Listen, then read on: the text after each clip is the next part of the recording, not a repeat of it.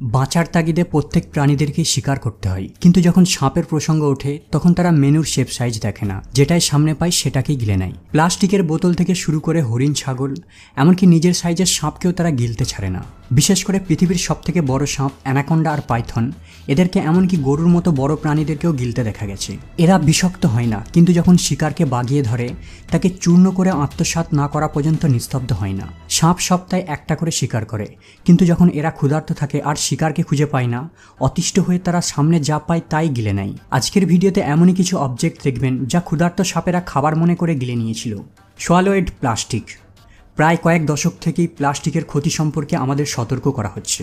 কেবল plastic মানুষের উপরেই effect ফেলে না, বরং পরিবেশের উপরেও ইফেক্ট ফেলে। এমনকি প্লাস্টিক প্রাণীদের জন্য মারাত্মক হুমকি। যেমন এই গরুটি প্লাস্টিক খেয়ে অসুস্থ হয়ে পড়ে। আবার এই কোবরাটি যখন খুব ক্ষুধার্ত ছিল, সে ভুল করে প্লাস্টিকের জলের বোতলকে কোনো সুস্বাদু খাবার মনে করে সম্পূর্ণ প্লাস্টিকের বোতলটিকেই গিলে ফেলে। কিন্তু তার এই বোকার মতো ফ্রি খাবারটিকে ভক্ষণ করার জন্য এখন অনুশোচনা করতে হচ্ছে। এখন সে আপ্রাণ চেষ্টা করছে কিভাবে তার এই স্বাধীন খাবারটিকে পেট থেকে বের করে যায়।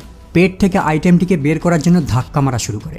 ফাইনালি সে অনেক চেষ্টার পর বোতলটিকে পেট থেকে বহিষ্কার করতে সক্ষম হয়। তবে সাপটি একটি দারুণ শিক্ষা পেয়েছে। এরপর থেকে কোনো জিনিস পড়ে থাকলে তাকে গেলার পূর্বে 10 বার সে ভাববে। কিন্তু দুঃখের বিষয়, সামুদ্রিক কিংবা বন্য প্রাণীদের মৃত্যুর পেছনে আমরা মানবজাতি অনেকটা দায়ী রয়েছি। আমাদের দায়িত্বহীন কর্মের কারণে প্রাণীরা খাবার আর প্লাস্টিকের মধ্যে পার্থক্য বুঝতে পারে না। এই কারণে অনেক সময় মাছের পেটে প্লাস্টিক পাওয়া যায়। তাছাড়া অনেক সামুদ্রিক প্রাণী জেলিফিশ আর পলিথিনের মধ্যে পার্থক্য বুঝতে না পারে পলিথিনই খেয়ে ফেলে, আর ফলাফল দাঁড়ায় তার মৃত্যু। ভাগ্যবশত সাপেদের মধ্যে বলপূর্বক বিষাক্ত খাবারকে পেট থেকে বের করে দিবার সক্ষমতা রয়েছে, কিন্তু দুঃখের বিষয় এই অ্যাবিলিটিটা সব প্রাণীদের মধ্যে থাকে না। ফলে তাদের কঠিন যন্ত্রণায় ধুকে ধুকে মরতে হয়।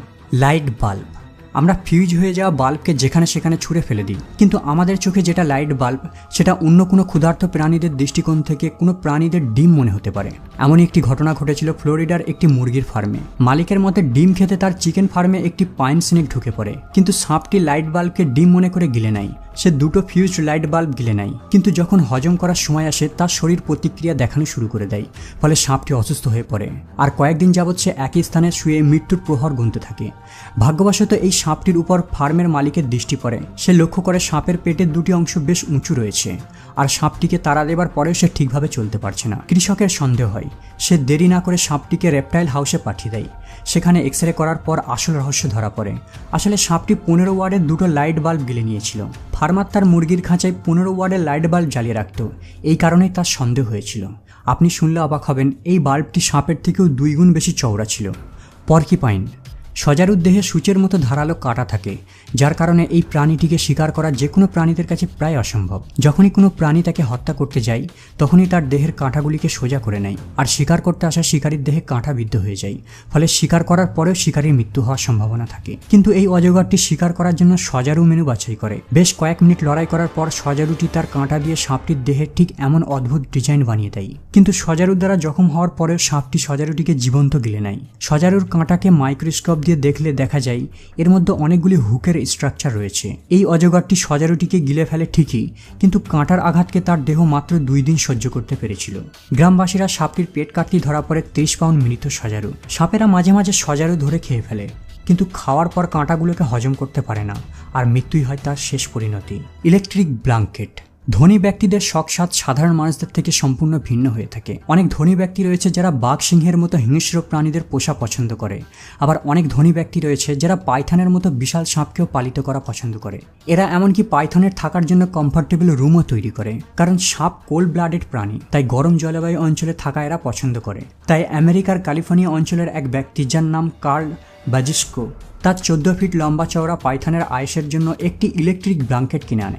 বিদ্যুতের দ্বারা চালিত এই চাদরটির মধ্যে ইলেকট্রিক এলিমেন্ট রয়েছে, যা কম্বলটিকে গরম রাখতে সাহায্য করে। কার্ল বাজিস্কো এই ইলেকট্রিক ব্ল্যাঙ্কেটের উপরেই তার সাপটিকে রাখত, আর খাবারের জন্য খরগোশ কিংবা শূকরের ছানা রেখে দিত। কিন্তু একদিন সকালে উঠে দেখে তার সাপটি ঠিকভাবে চলতে পারছে না, প্লাস সাপের ইলেকট্রিক ব্ল্যাঙ্কেটও গায়েব। কার্লের আর বুঝতে বাকি নেই। সে সঙ্গে সঙ্গে তার পাইথনকে হসপিটালে নিয়ে যায়। এক্সরে করার পর জানা যায় সমগ্র ইলেকট্রিকের ব্ল্যাঙ্কেটটিকে পাইথন গিলে নিয়েছিল। এমনকি ইলেকট্রিকের তার, কন্ট্রোল বক্স সবকিছু তার পেটের মধ্যে রয়েছে। কার্লের মতে খরগোশটি চাদরে জড়িয়ে নাড়াচাড়া করতে থাকে, আর পাইথনটি সুস্বাদু খাবার মনে করে খরগোশ সহ পুরো চাদরটিকেই গিলে নেয়। ডক্টররা 18 ইঞ্চি স্কিন কেটে প্রায় 4 ঘন্টা অপারেশন করার পর সাকসেসফুলি চাদরটিকে পেট থেকে বের করতে সক্ষম হয়। Crocodile versus anaconda.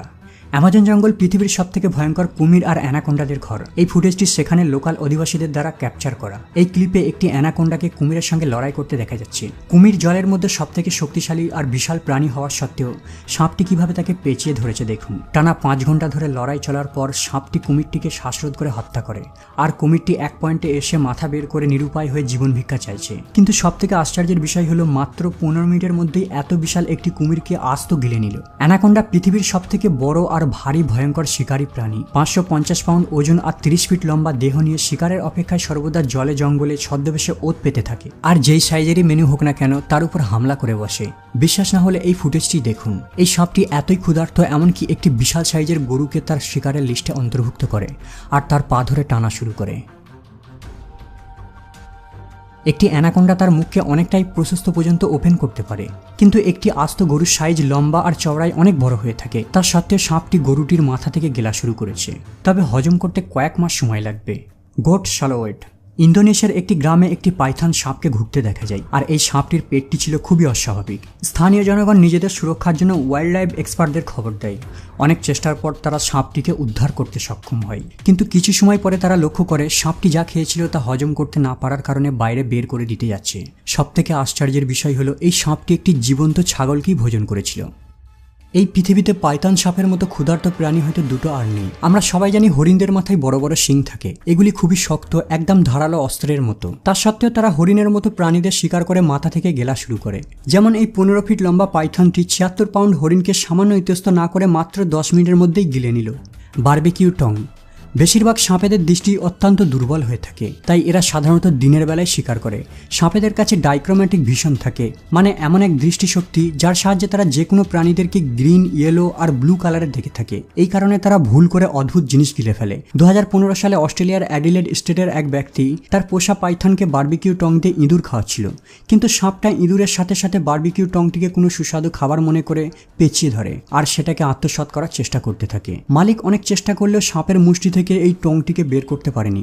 সে হাল ছেড়ে দেয়। সে মনে করেছে হয়তো স্টিলের এই জিনিসটি তো কোনো প্রাণী নয়, তাই সাপটির বিস্বাদ লাগলে নিজে থেকেই ছেড়ে দেবে। কয়েক ঘন্টা পর যখন মালিক তার পোষা সাপের খাঁচার সামনে উপস্থিত হয়, সে দেখে ইঁদুরের সাথে সাথে বারবিকিউ টংও গায়েব, আর সাপের পেটটি অস্বাভাবিকভাবে ফুলে রয়েছে। মালিকের আর বুঝতে বাকি নেই, সে সঙ্গে সঙ্গে তার পাইথনকে হসপিটালে নিয়ে চলে আসে। এক্স রে করার পর দেখা যায় সম্পূর্ণ বারবিকিউ টংটিকে তার সাপটি গিলে নিয়েছে, আর এটি তার পেটের মধ্যে রয়েছে। প্রায় 2 ঘন্টা সার্জারি করার পর ডক্টররা পাইথনের পেট থেকে টংটিকে বের করতে সক্ষম হয়। কখনো কি দুটো সাপকে একসাথে লড়াই করতে দেখেছেন? হয়তো দেখেছেন, কিন্তু এখন আমি আপনাদের এমন একটি ক্লিপ দেখাতে চলেছি যা গায়ের রক্ত হিম করে দেওয়ার জন্যই যথেষ্ট। 2015 সালে এই ক্লিপটি সোশ্যাল মিডিয়ায় খুব ভাইরাল হয়। এই ভিডিওতে একটি সাপকে দেখা যাচ্ছে যেটি লড়াই করার সময় অন্য একটি সাপকে গিলে নেয়। এখন হজম না করতে পেরে সাপটিকে বমি করে দিচ্ছে। এই ভিডিওটি দেখলে যে কোনো ব্যক্তির গায়ে কাঁটা দিয়ে উঠবে, কারণ ব্ল্যাক সাপটি যাকে গিলেছিল সেই সাপটি তারই সমান সাইজের সাপ ছিল। বন্ধুরা, আজ এই পর্যন্ত। আপাতত বিদায় নিলাম, দেখা হবে আবার পরের এপিসোডে।